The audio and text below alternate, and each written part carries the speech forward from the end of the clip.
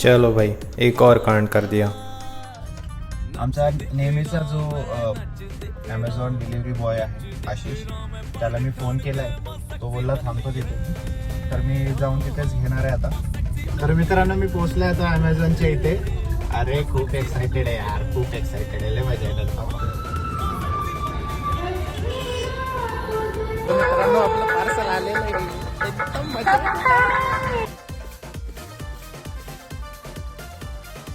मित्रांनो, एक गोष्ट तुम्हाला सांगायचीच राहिली. मी घरात सांगितलंच नाही की हे प्रोडक्ट मी घेतलंय म्हणून. आता घरी जाऊन मम्मी तर पक्का शिवाय